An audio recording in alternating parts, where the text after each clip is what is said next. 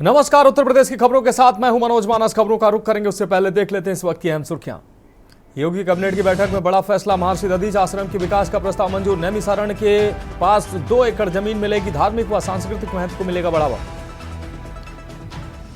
CM योगी 3 साल बेमिसाल कार्यक्रम में हुए शामिल। CSR फंड से 13 परियोजनाओं का किया लोकार्पण शिलान्यास। सोलर संवाद और विकास प्रदर्शनी का किया आयोजन।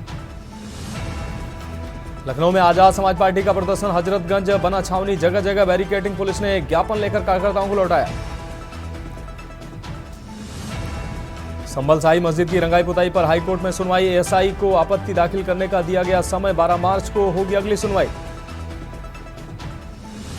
बस्ती में सड़क हादसा, 5 लोगों की मौत, 3 घायल। हादसे को सीएम योगी ने लिया संज्ञान। अधिकारियों को उनके समुचित उपचार के निर्देश दिए। घायलों के शीघ्र स्वास्थ्य होने की कामना की। और यूपी में होली को लेकर मेडिकल सेवाएं अलर्ट। लखनऊ के अस्पतालों में बेड रिजर्व। इमरजेंसी सेवाओं को राउंड द क्लॉक दुरुस्त करने के निर्देश। आप देख रहे हैं के न्यूज, खबरों का सारथी। और अब खबरें विस्तार से। अहम खबर से बुलेटिन की शुरुआत करते हैं। इलाहाबाद हाईकोर्ट से जुड़ी इस वक्त की बड़ी खबर आपको दिखा रहे हैं। इरफान सोलंकी को हाईकोर्ट से बड़ी राहत मिली है। सपा के पूर्व विधायक इरफान सोलंकी को राहत मिली है। रंगदारी मांगने के मामले में इरफान को जमानत मिली है। इरफान सोलंकी के भाई रिजवान सोलंकी को भी बेल मिली है। जाजमऊ थाने में दर्ज रंगदारी के मामले में मिली है जमानत। गैंगस्टर केस में अभी अंदर ही रहेंगे पूर्व विधायक। जस्टिस राजवीर सिंह की सिंगल बेंच ने दिया आदेश। रिजवान की 2 मामलों में जमानत अभी लंबित है। अपर महाधिवक्ता मनीष गोयल रहे मौजूद।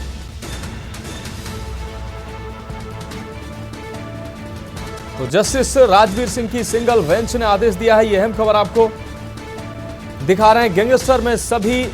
गैंगस्टर केस में अभी अंदर रहेंगे पूर्व विधायक इरफान सोलंकी। जस्टिस राजवीर सिंह की सिंगल बेंच ने यह आदेश दिया। रिजवान की 2 मामलों में जमानत अभी लंबित है। अपर महाधिवक्ता मनीष गोयल इस दौरान मौजूद रहे। तो इलाहाबाद हाईकोर्ट से जुड़ी इस वक्त की बड़ी और अहम खबर। पूर्व सपा विधायक इरफान सोलंकी को हाईकोर्ट से बड़ी राहत।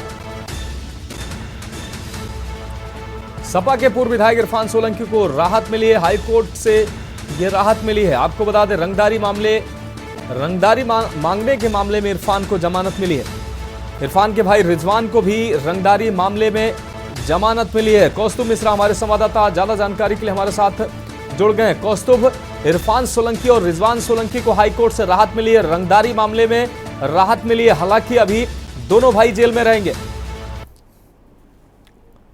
कौस्तुभ जी बिल्कुल, आपको बता दो, इलाहाबाद हाईकोर्ट के सीसामऊ कानपुर के पूर्व विधायक इरफान सोलंकी और उनके भाई रिजवान सोलंकी को बड़ी राहत मिली है। रंगदारी मांगने के आरोप में 2 साल से जेल में बंद इरफान सोलंकी और रिजवान सोलंकी की जमानत अर्जी मंजूर कर ली गई है। जस्टिस राजवीर सिंह की सिंगल बेंच ने मामले की सुनवाई करते हुए फैसले को सुरक्षित कर लिया था। सोमवार को फैसला सुनाया गया। दोनों भाइयों की जमानत अदालत से मंजूर हो गई है, लेकिन दोनों अभी जेल से बाहर नहीं निकल पाएंगे क्योंकि रिजवान सोलंकी के खिलाफ अभी गैंगस्टर के मुकदमे में जो है मुकदमा कोर्ट में विचाराधीन है। साथ ही इरफान सोलंकी गैंगस्टर के साथ साथ फर्जी आधार कार्ड पर यात्रा करने का भी मुकदमा न्यायालय में विचाराधीन है। आपको बता दूं, जाजमऊ की डिफेंस कॉलोनी में रहने वाले सपा विधायक इरफान सोलंकी, उनके भाई रिजवान सोलंकी समेत अन्य गुंडों पर पड़ोसी महिला नजीर फातिमा का प्लाट में बने अस्थायी घर फूकने का आरोप है। नजीर फातिमा ने 8 नवंबर 2022 को जाजमऊ थाने में इरफान, रिजवान समेत अन्य के खिलाफ रिपोर्ट दर्ज कराई थी। जी कौस्तुभ भाई, इस तमाम जानकारी के लिए आपका बहुत शुक्रिया। आप बने रहिए, आगे भी हम आपसे अपडेट लेंगे। तो ये अहम खबर आपको दिखा रहे हैं। जाजमऊ थाने में दर्ज रंगदारी के मामले में जमानत मिली है। फिलहाल पूर्व सपा विधायक जेल में ही रहेंगे। गैंगस्टर केस में अभी अंदर ही रहेंगे पूर्व विधायक। और अगली अहम खबर कानपुर से, जहां नाबालिग प्रेमिका की हत्या कर फरार हुआ है प्रेमी ने अपने कमरे में बुलाकर नाबालिग प्रेमिका की हत्या की है।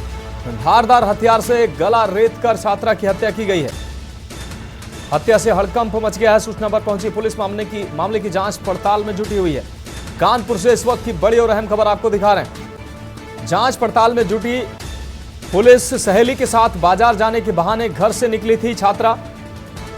मोबाइल में लास्ट रिसीव कॉल रॉक्सी नाम से सेव नंबर पर हुई।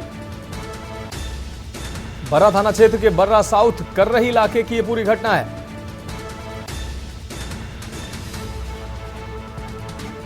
मोबाइल में लास्ट कॉल रॉक्सी नाम से सेव नंबर पर की गई। बर्रा थाना क्षेत्र के बर्रा साउथ कर्रही इलाके का यह पूरा मामला है।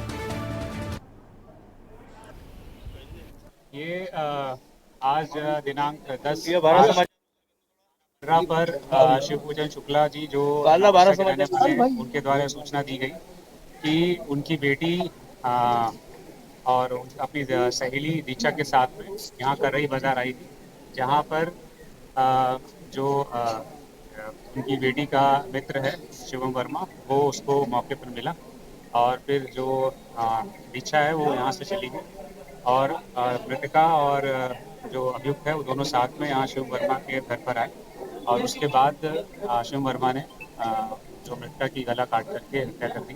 सर करीबन वही 2:30 बजा होगा, तो मेरी मैडम का फ़ोन आया, बोले वो देखो छवि ने ऐसा ऐसा कर लिया है।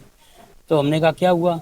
बोले वो किसी लड़के ने उनका मतलब गर्दन काट दी है। तो हमको कैसे मालूम हुआ? बोले वो दीक्षा साथ में गई थी, एक लड़की दीक्षा है सामने घर के मकान के सामने रहती है, तो वो आई होगी, वो दोनों लोग कपड़े लेने, कल है शादी वहीं पे मोहल्ले में किसी, तो इस वजह से फिर वो यहाँ उन्होंने कपड़े वपड़े लिए। बोले 10 मिनट दीदी रुको, 10 मिनट में अभी हम आ रही हैं। तो वो 10 मिनट में मतलब इधर अपनी चली आई होगी, फिर उसने देखा कि किस मकान में घुसी है। तो नाबालिग प्रेमिका की हत्या कर प्रेमी फरार हुआ है। कौस्तुभ हमारे संवाददाता ज्यादा जानकारी के लिए हमारे साथ कानपुर से जुड़े हुए हैं। कौस्तुभ, आज छात्रा की धारदार हथियार से हत्या की गई है, बताया जा रहा है कि प्रेमी ने घर पर बहाने से बुलाकर उसकी हत्या की है, क्या है पूरा मामला? जी बिल्कुल बता दूं, आज बॉयफ्रेंड के घर में गर्लफ्रेंड की लाश मिली है। आरोप है कि उसी ने घर पर बुलाकर हत्या की है। दोनों में किसी बात पर बहस हुई तो इतनी बढ़ गई कि बॉयफ्रेंड ने चाकू से गला रेत दिया। वहीं जानकारी मिलते ही बर्रा थाने की पुलिस, फॉरेंसिक टीम और पुलिस अफसर जांच करने पहुंचे। प्राथमिक जांच में सामने आया कि लड़की इंटर का एग्जाम दे रही थी। फिलहाल पुलिस के जो आला अधिकारी है और फॉरेंसिक टीम मौके पर जांच पड़ताल कर रही थी। हाँ कौस्तुभ, इस तमाम जानकारी के लिए आपका बहुत शुक्रिया। तो सूचना पर पहुंची पुलिस मामले की जांच पड़ताल में जुटी हुई है। कानपुर से अहम खबर आपको दिखा रहे हैं। धारदार हथियार से छात्रा की हत्या की गई। नाबालिग प्रेमिका की हत्या कर प्रेमी मौके से फरार हुआ है।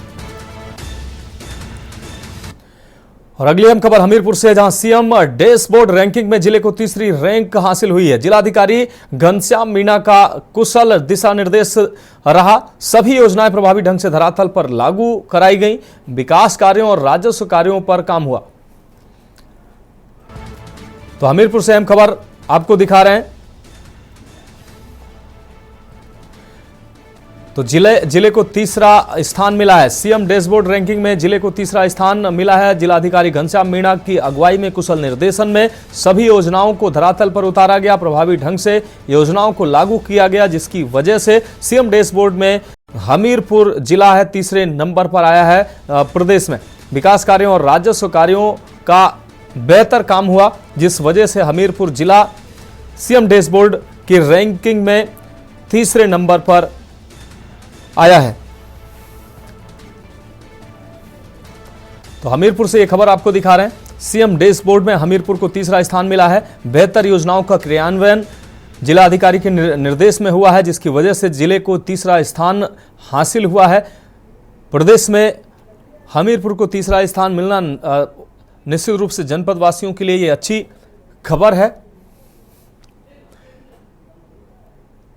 योजनाओं का क्रियान्वयन बेहतर तरीके से हुआ है। सीएम डैशबोर्ड रैंकिंग में जिले को तीसरी रैंक मिली है।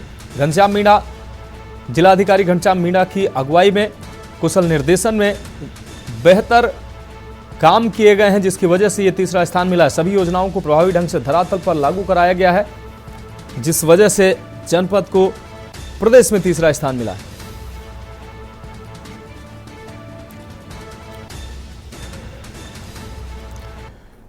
और अगली अहम खबर बुलंदशहर से, जहां बाइक रोककर युवक के साथ मारपीट की गई है। शिकारपुर के मेरठ बदायूं हाईवे पर दबंगों की वारदात सामने आई है। दिन दहाड़े बीच सड़क पर दबंगों की दबंगई देखने को मिली है। दबंगों ने बाइक रोककर युवक की कर डाली पिटाई। सरेआम पिटाई का सोशल मीडिया पर वायरल वीडियो आप देख सकते हैं। शिकारपुर में दबंगों के हौसले साफ तौर पर बुलंद होते नजर आ रहे हैं। बाइक रोककर दबंगों ने पिटाई की है।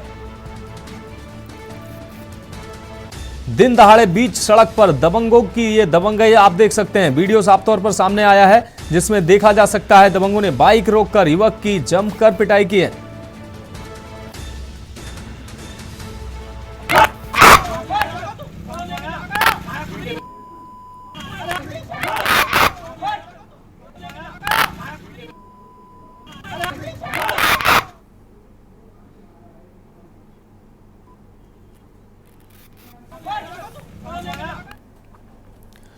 अगली खबर अमरोहा से, जहां दूध की डेयरी से महिला भिखारी ने चोरी की घटना को अंजाम दिया। महिला ने दराज में रखे लाखों रुपए की चोरी की है। चोरी की घटना सीसीटीवी कैमरे में कैद हुई है। आप देख सकते हैं सीसीटीवी कैमरे में ये महिला, आरोपी महिला चोर की तलाश में पुलिस जुटी हुई है। नगर कोतवाली क्षेत्र के कल्याणपुरा का यह पूरा मामला है। तस्वीरों में आपने साफ तौर पर देखा कि महिला ने किस तरीके से चोरी की घटना को अंजाम दिया है। ये देख सकते हैं महिला की गोद में एक छोटा सा बच्चा भी है। महिला रैक से पैसे निकालती है और बाहर गायब हो जाती है। अब सीसीटीवी के आधार पर आरोपी महिला को पुलिस तलाश रही है। तो अमरोहा से अहम खबर, दूध की डेयरी से महिला भिखारी ने चोरी किया है। महिला ने दराज में रखे, आप देख सकते हैं, दूध की डेयरी ऑफिस में दाखिल होती है और दराज में रखे रुपए को चोरी कर महिला वहां से फरार हो जाती है। पुलिस सीसीटीवी के आधार पर महिला को खोजने में लगी हुई है। नगर कोतवाली क्षेत्र के कल्याणपुरा का यह पूरा मामला है।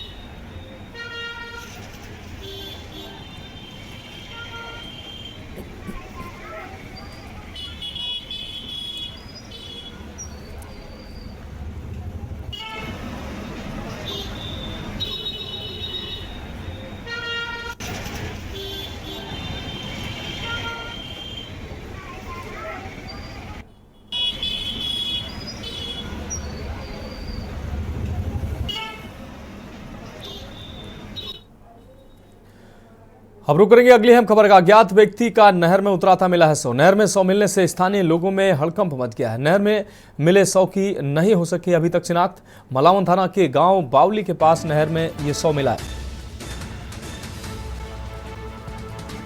नहर में शव मिलने से स्थानीय लोगों में हड़कंप मचा है। नहर में मिले शव की शिनाख्त अभी तक नहीं हो सकी है। मलावन थाना के गांव बावली के पास नहर में मिला है शव।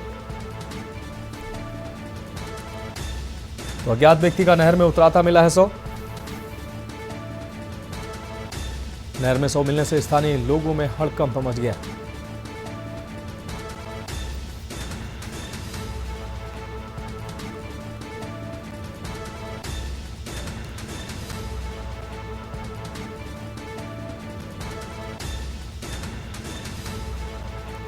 अज्ञात व्यक्ति का नहर में उतराता मिला है शव। नहर में शव मिलने से स्थानीय लोगों में हड़कंप मच गया। नहर में मिले शव की शिनाख्त अभी तक नहीं हो सकी। मलावन थाना के गांव बावली के पास नहर में यह शव मिला है।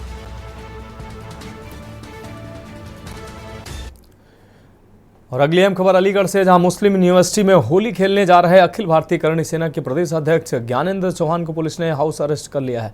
10 मार्च को होली खेलने का ऐलान करने के बाद वह अपने कार्यकर्ताओं के साथ एएमयू जाने के लिए आईटीआई रोड पर पहुंचे, जहां पुलिस बल और पीएससी ने उन्हें अरेस्ट कर लिया और एएमयू जाने से रोक दिया है। चौहान ने रंग भरनी एकादशी पर हिंदू छात्रों के साथ एएमयू में होली खेलने का प्रस्ताव रखा था।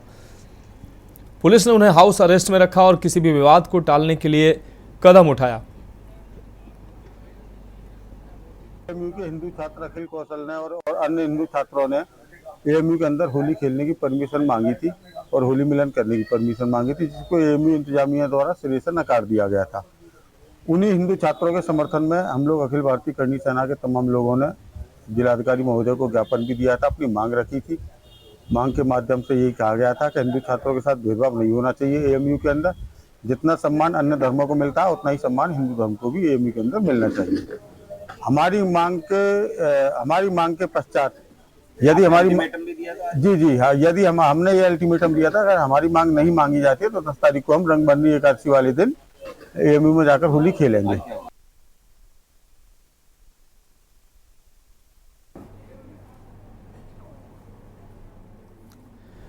अलीगढ़ शहर के मुफ्ती मोहम्मद खालिद हमीद ने आज शहर के मुसलमानों से अपील करते हुए कहा कि होली और जुमा एक ही दिन पड़ रहे हैं, इसलिए जुमे की नमाज को 1 घंटे की देरी से अदा किया जाए। मुफ्ती ने कहा कि जहां भी होली खेली जा रही है वहां के मुसलमानों को नमाज के लिए मस्जिदों में 1 घंटे की देरी से पहुंचना चाहिए। उन्होंने मुस्लिम युवाओं से अपील की कि वह होली के खेल वाले स्थानों से दूर रहें और कहीं और जाकर नमाज अदा करें। मुफ्ती ने सभी से अमन और शांति बनाए रखने की अपील की ताकि शहर का माहौल शांतिपूर्ण बना रहे।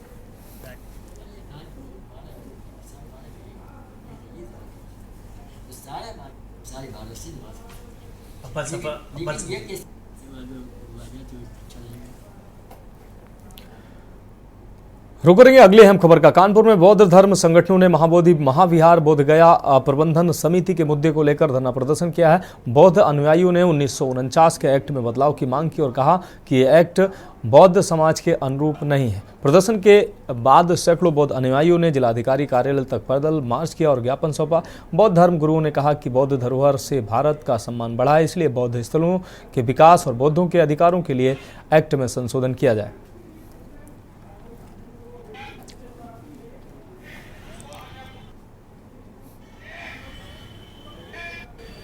ये दलितों की बात नहीं है, ये बौद्धों की बात है।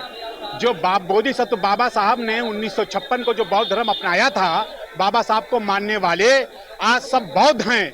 तो वो बौद्धों के हाथ में जो महाबोधि बुद्ध विहार है, उसकी प्रबंध समिति में बोधि गया टेम्पल मैनेजिंग कमेटी 1949 वो व्यवस्था में जो मनुवादियों ने वहां का डीएम हिंदू और वहां के अन्य 4 हिंदुओं को घुसेड़ा है, हम लोग चाहते हैं उनको निकाल के बाहर किया जाए। महाबोधि टेम्पल की पूरी व्यवस्था, मैनेजिंग कमेटी की व्यवस्था, वो सारी बौद्धों के हाथ में दिया जाए। ये मांग भारतीय नहीं, इंटरनेशनल मांग है। बौद्ध गया मुक्त करो, एक ही मांग है, पंडा पुजारियों से मुक्त किया जाए। किसी मस्जिद में क्या घंटा हिलाया जा सकता है? किसी मंदिर में नमाज पढ़ी जा सकती है? किसी चर्च में घंटा हिलाया जा सकता है? अगर ये नहीं हो सकता है तो जो ये हो रहा है कि हमारा बौद्ध मठ है, उस पर जहाँ प्रधानमंत्री जाते हैं विदेश में तो कहते हैं हम बौद्ध की धरती से आए हैं, और जब यहाँ आते हैं तो कहते हैं मनु की धरती से आए हैं। मैं किसी भी कीमत पर बौद्ध गया मुक्त किया जाए, वरना पूरा संगठन मिलकर ईंट का जवाब पत्थर से देंगे। तो खबरों में वक्त एक ब्रेक का, जल्द हाजिर होंगे। आप देख रहे हैं की न्यूज। ब्रेक के बाद उत्तर प्रदेश की खबरों में एक बार फिर से आपका स्वागत है। रुक करेंगे अगली अहम खबर का। नोएडा में थाना सेक्टर 58 पुलिस ने आईओन डिजिटल जोन में आरपीओ कांस्टेबल की परीक्षा के दौरान नकल करने वाले एक गिरोह का पर्दाफाश किया। पुलिस ने एक परीक्षार्थी और परीक्षा केंद्र में कार्यरत कर्मचारी को गिरफ्तार किया है। आरोपियों के पास से ब्लूटूथ और इलेक्ट्रॉनिक डिवाइस बरामद की गई है, जिनकी मदद से परीक्षार्थी बाहरी व्यक्ति से प्रश्नों के उत्तर प्राप्त कर रहा था। पुलिस अब अन्य आरोपियों की तलाश कर रही है और मामले की गहराई से जाँच कर रही है।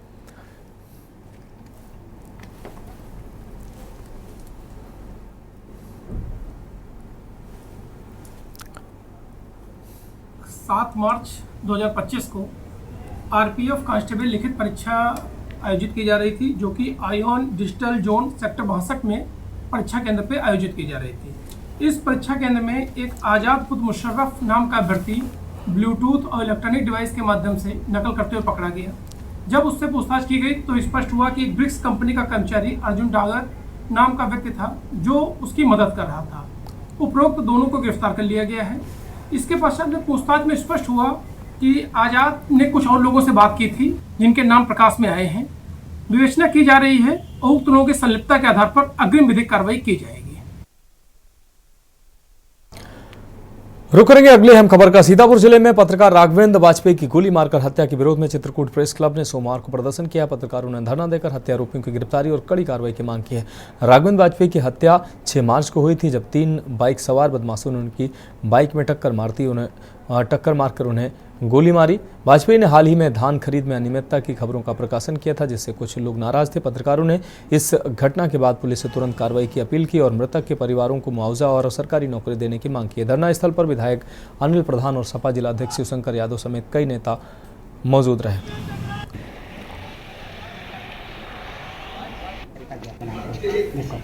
आप सभी को पता है कि सीतापुर में पत्रकार राघवेंद्र वाजपेयी जी की निर्मम हत्या की गई थी।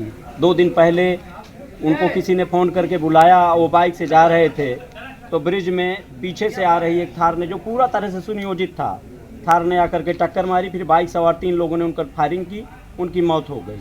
ये पूरी तरह से सुनियोजित षड्यंत्र था। वो खबरें छापते थे भूमाफियाओं के खिलाफ। उन भूमाफियाओं ने ही अब उसमें राजस्व कर्मचारियों को मिलाया है। किसकी मिलियत भगत थी, तो पुलिस जांच में सामने आएगा। उन लोगों ने हत्या कराई थी। तो एक पत्रकार की खबर प्रकाशित करने के लेकर के जो ये कुकृत्य किया है, इसको लेकर के पूरे उत्तर प्रदेश के पत्रकारों में दुख मिश्रित आक्रोश है। और उसी आक्रोश का प्रदर्शन करने के लिए आज हम लोगों ने यहाँ काली पट्टी बांध करके प्रदर्शन किया है और मुख्यमंत्री, उत्तर प्रदेश के मुख्यमंत्री योगी आदित्यनाथ महाराज को संबोधित किया, अपन यहाँ के पुलिस प्रशासनिक अधिकारियों को प्रेषित किया है और साथ में यह अपेक्षा की है कि हमें उम्मीद है कि जो हत्यारे हैं उनको गिरफ्तार किया जाएगा। लखनऊ के सरोजनी नगर विधानसभा के आसियाना कॉलोनी स्थित डॉक्टर राम मनोहर लोहिया विश्वविद्यालय के सभागार में 3 साल बेमिसाल कार्यक्रम का आयोजन हुआ। इस कार्यक्रम में मुख्य अतिथि के रूप में उत्तर प्रदेश के मुख्यमंत्री योगी आदित्यनाथ पहुंचे। कार्यक्रम में सरोजनी नगर विधायक डॉक्टर राजेश्वर सिंह, वित्त मंत्री सुरेश खन्ना, संगठन मंत्री धर्मपाल सिंह, परिवहन मंत्री दयाशंकर सिंह, पूर्व केंद्रीय मंत्री और पूर्व सांसद कौशल किशोर, लखनऊ महापौर सुषमा खरकवाल समेत कई बीजेपी नेता और सैकड़ों कार्यकर्ता तथा स्थानीय निवासी उपस्थित रहे। इस अवसर पर मुख्यमंत्री योगी आदित्यनाथ ने राज्य की विभिन्न विकास परियोजनाओं का शिलान्यास और उत्तर प्रदेश में विकास कार्यों की सराहना की।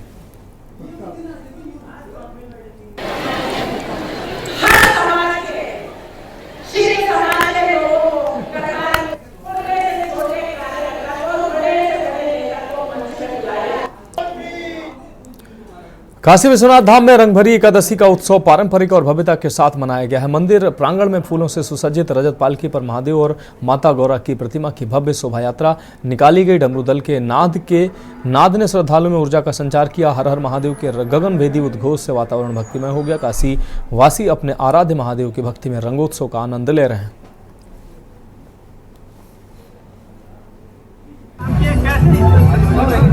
रंगभरी का त्यौहार जानते हैं, बाबा विश्वनाथ का मंदिर में ये बहुत धूमधाम से सदियों से परंपरा अनुसार मनाया जा रहा है। आज भी जो हमारी परंपरा है, परंपराओं के अनुसार से पूरे त्यौहार को मनाया जाएगा और बाबा के गर्भगृह में बाबा की प्रतिमा विराजेगी। विराजने के बाद सभी काशीवासी बाबा से होली खेलने की अनुमति प्राप्त करेंगे और उसके बाद अबीर से होली खेलेंगे। तो फिलहाल खबरों में अभी के लिए मेरे साथ इतना ही। मुझे दीजिए इजाजत और आप देखते रहिए के न्यूज इंडिया।